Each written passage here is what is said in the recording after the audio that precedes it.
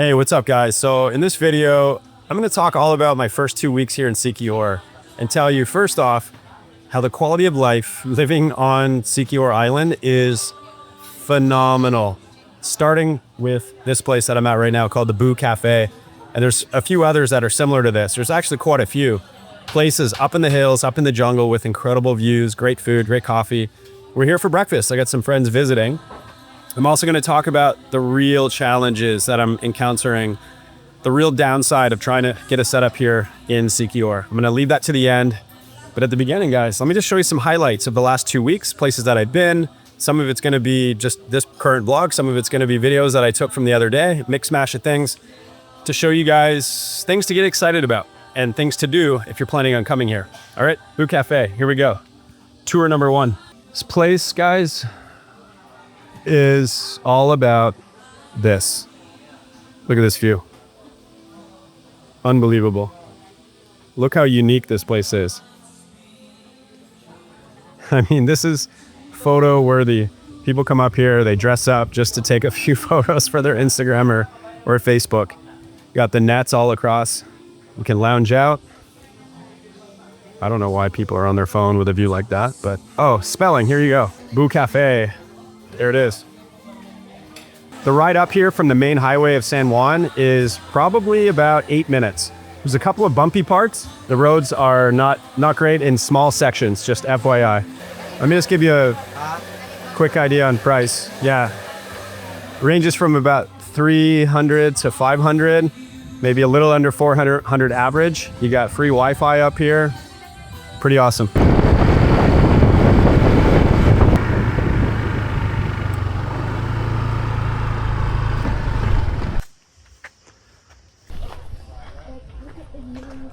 Hello again. All right guys, 2 minutes up the road from Boo Cafe is this place. This is a gem of a spot in Siquijor. It's called La Canopy. Check it out. Another amazing view. This one has an infinity pool. It's 200 pesos consumable, so you have to pay the 200. They have a full menu, a little pricey menu, but look what you're paying for, guys. Incredible view.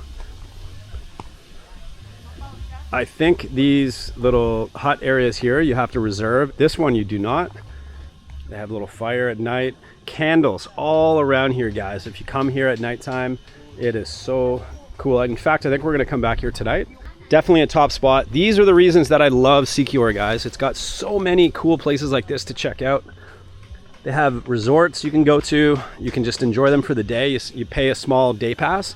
And so you have, like, I like this kind of stuff. I like a place that's a little bit more developed. So you have all the benefits of a tropical island, waterfalls, reef, caves, jungles, everything. Plus you have good restaurants, you have cool places like this to hang out. By the way, they're fixing it up over here. They had a fire like about a month ago. All of that burned down, so they're building it all back up again. They said it should be ready in a few more weeks. So put this on your must-see list when you come to Siquijor, guys. La Canopy. All right, we just rolled down the hill from the Canopy. I just wanted to show you this place here. My friend and his fiance, they're staying here, and I met the owners. Really, really nice couple. This is his guest house, relatively new. It's going to be 6 units. There's a top and a bottom for each of those. And I think, you know, overall pretty affordable. If you compare it, depends what you compare it to, but I think he's paying like, it's 50 bucks a night. And these places, guys, they sell out. They're pretty much 75% occupancy during the off season and 100% occupancy for like the 6 months of the busy season. That is kind of the way it is in Siquijor. Just so keep that in mind. I'll give you a really quick tour just to kind of show you if you stay at this kind of place at that budget. I stayed at a place called the Bermuda Triangle for about the same price as this, but it's right down on the highway. This is 1 minute up the hill. I'm gonna go up to the top. Still under construction, mostly done. He said a few more weeks it should be completed. But what is really cool, within a few months or less, he's hoping by the end of September, he has got, that's him and his wife live there. They have a community kitchen right here. This is what it looks like from up top. So you get into the top units from up here and the lower units down below.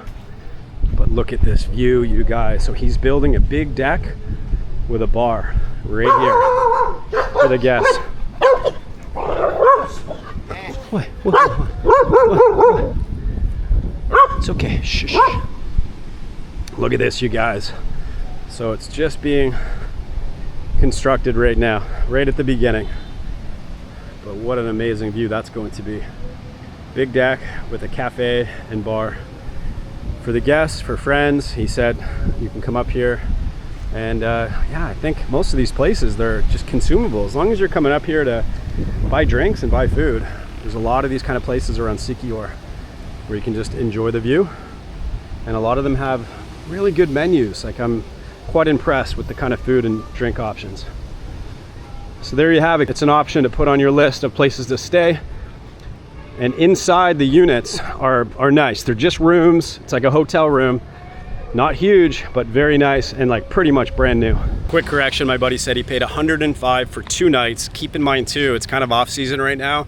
I'm sure prices go up a decent amount for busy season. So prices fluctuate here, but this is kind of standard, man. If you start looking into El Nido, Siargao, any top spot, if it's a nice, newer, clean place in an ideal area of a tour spot in the Philippines, prices have gone way up. At a very popular spot here in Siquijor, Kamuguh High Falls, definitely put it on your must-see list. There's a lot of waterfalls in this island. Some of them are kind of like the locals hike in, not very touristy, very nice waterfalls. But this one, it's my favorite one on the island, regardless of it being popular and touristy. I forget how much it is. I'll let you know how much it is here in a second. My buddy just went in to get tickets. It's like 150 pesos each to get in. How much was it? 50 pesos each to get in, guys. Get here early in the morning. It can get a little bit crowded down there. It's got the rope swings. Well, let me just take you down there and I'll show you what it's all about. If you forget water, guys, they got you covered right here. And you might need it. Big staircase down. No elevator up. Come prepared. Here we go. Kamuguh High Falls. Famous for the rope swings and the rafts and the ferry walk, of course. When you come here, come around the edge and the current pushes you out that way. So you want to come down this side and you can go right underneath the waterfall up here. Right here, straight up behind the cave. This is the best part of this waterfall if you come down here. What do you think, guys? Pretty awesome. The water is coming down hard right now. The current, you have to come along the edge in order to get into this waterfall. Otherwise, it just pushes you back out. By the way, guys, normally you can swim way back there, but some debris got blown in from the storm. But it's still pretty awesome. Stalactites right behind the waterfall. How cool is that? We made it to Salagdoong Beach. It is a windy, turbulent day today. Not many people jumping, but just to give you a little perspective of, this is the highest jump here. It's a good one. That's some hang time right there. Count to 5 before you hit the water. Lose your stomach stuff. But there's a lower one that most people do, that I do. Back in the day, I probably do this one. With the back issues, don't want to tweak the back. Anyways, this is a great spot, guys. Come here, do a few jumps. There's a snack bar over here that has some pretty good food. The beach here is nice because the water is so clear and so nice, but it is more of a rocky coral kind of a beach. It's not like your soft sand beach, but it's a definite spot to put on your tour of Siquijor. It's a very fun place. Eric and I are going to do the jump. This is a little baby jump, especially after what I just showed you, but it's still pretty fun. Oh, he dove in. You got this. Here we go.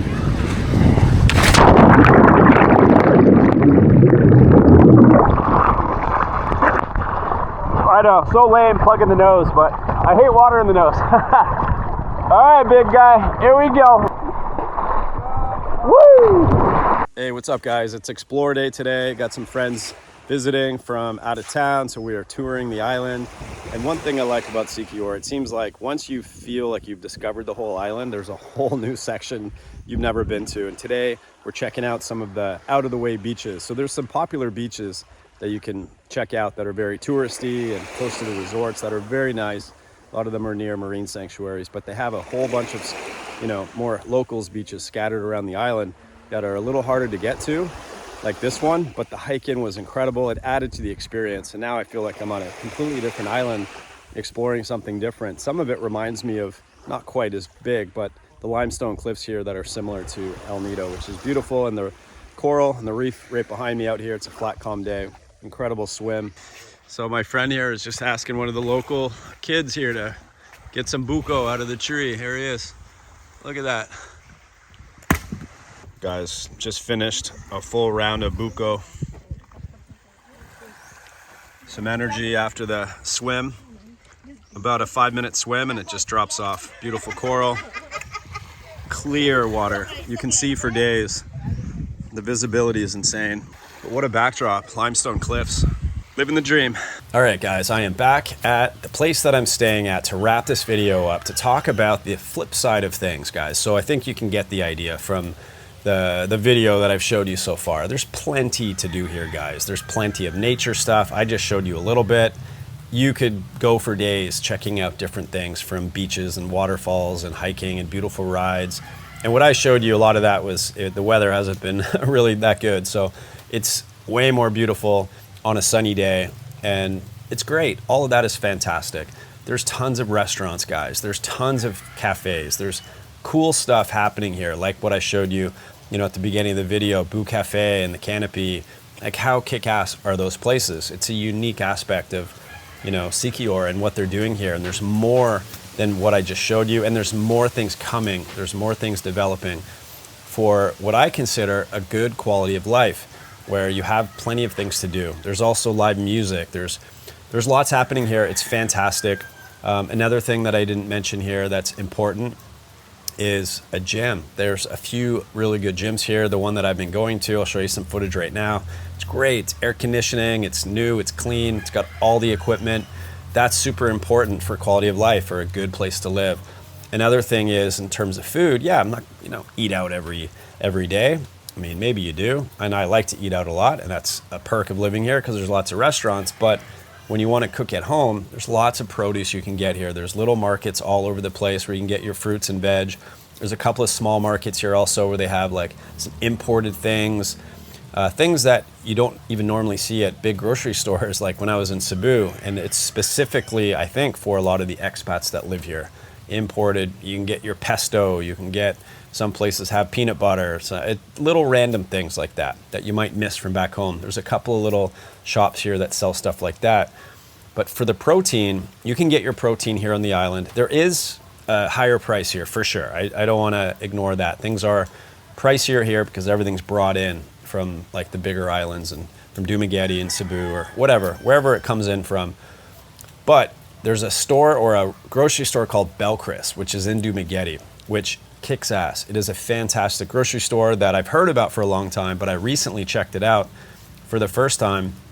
And when it comes to getting stuff like I just mentioned, but more specifically, the variety and the quality of protein. So imported steaks from different countries, high quality protein and seafood, and it's all frozen.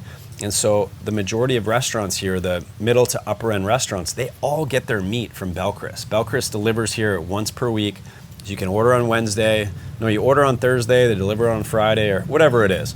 But they deliver here once per week. So you can load up on all your high quality protein and seafood and everything that you need. Get your local vegetables and fruit right here.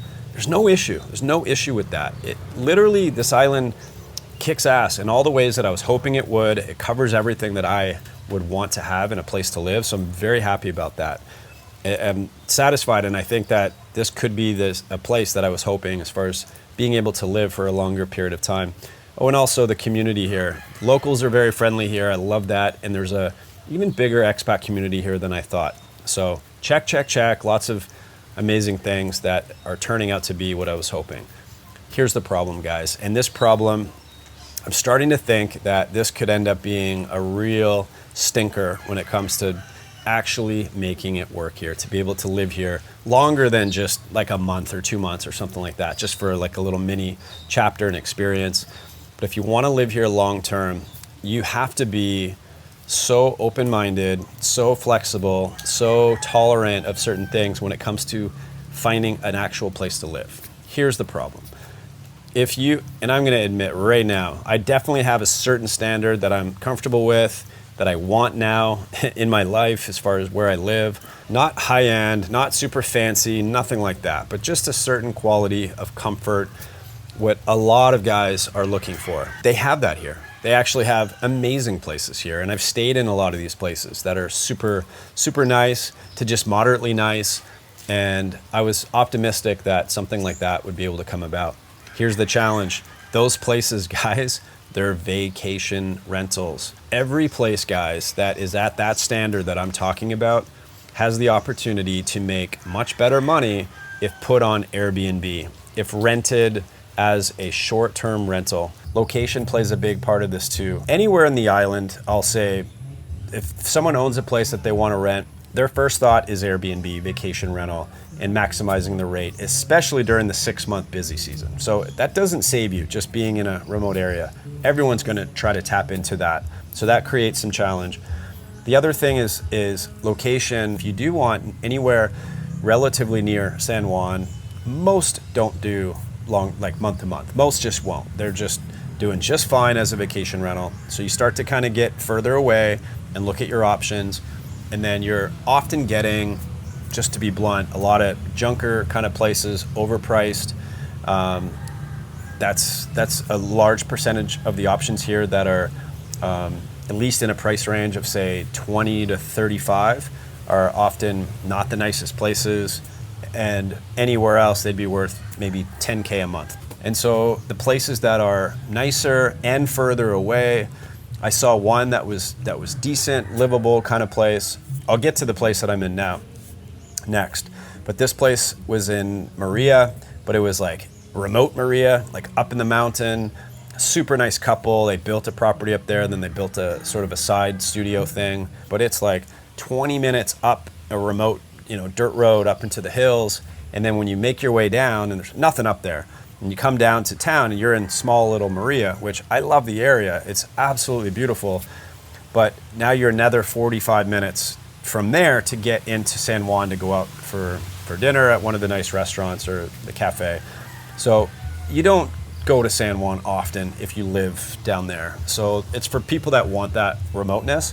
And I realized after, spending some time looking at all these options that I'd rather, at least for the first while living here, that I really want to be within range of San Juan.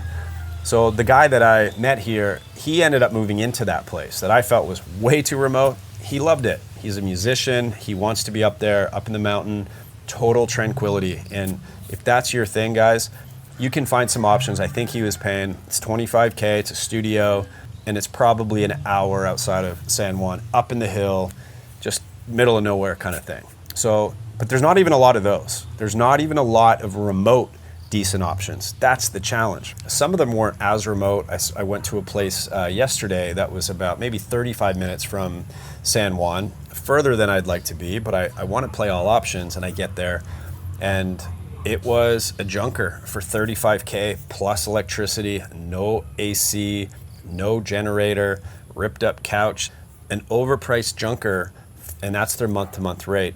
And I think they're getting probably a fair nightly rate as an Airbnb, like on the lower end, and they're just calculating that for the month and then just discounting it a little bit, and it comes to, well, it's 33K. My apologies, not 35.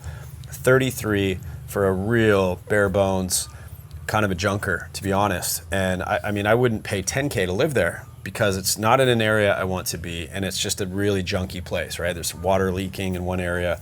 The couch was literally ripped up. Like it was probably a 50-year-old couch. No effort put in whatsoever to make it nice.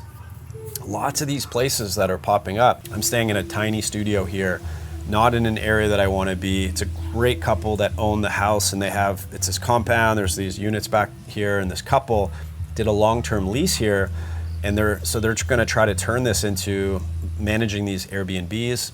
His words, kind of dumpy place that he put some money into, bought a generator. He's responsible for all this, and you do a long-term lease. This is what a lot of guys are doing a long-term lease. They're doing 7. A lot of people do 20 years, 30 years, and they'll get in at hopefully a good rate, although that's going up. The junkers are high, so you're starting high, and then you put your own money into it, and then they're trying to like then recoup it, renting it to me for $25K per month, all included.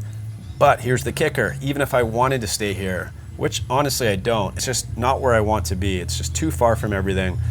And it is very, very small too, is come November, it's vacation rental. So even this was the best option that I can find when I came here to look around. So this is gonna go vacation rental in November, and they're gonna get more for it. So then it's like back to the drawing board, trying to find another decent option that's not even the close to a dreamy setup that I thought. And again, even if I wanna pay 45K or I don't know, 50K a month to just push my budget, you're limited because then it's probably a decent place and they're gonna be able to get way more during the 6 months and make way more than you giving them 45 or 50K. Quick splicing, guys. I'm just sitting here editing, and I forgot to mention, when I first came here, now I was kind of dreaming, I envisioned like being on the beach, near the beach, or kind of up the hill, overlooking, but not too far from everything. And so I was looking into options like that, and I found this little studio with a kitchenette. It was on the beach, not like literally on the beach, but it was back up a little bit, short little walk in down to the beach, go swimming in the morning. I was psyched about it.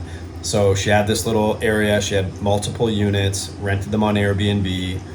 I thought maybe I can get a deal, I'll commit to long term, talk to her about it. I'm like, I'll stay here for a while. Like whatever you want, I'm open to talking about, setting something up with you. She got back to me, she's like, I'm gonna give you a really good deal. I'm gonna give you 40% off.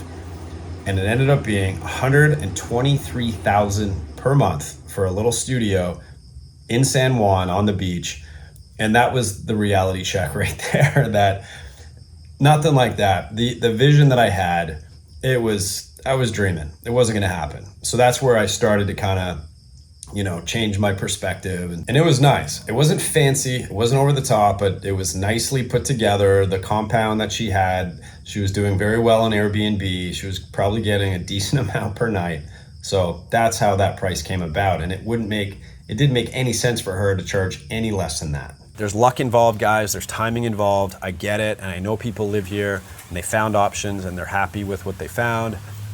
Again, if you're flexible and you don't care about certain things and you're okay with a simple little place, nothing fancy, bare bones, not in an area, and you don't mind driving far to get to what you want a simple life, just like any other province in the Philippines, you can find that here. And you'll pay more for it, but at least you do have access to some of the stuff if you don't mind commuting to that.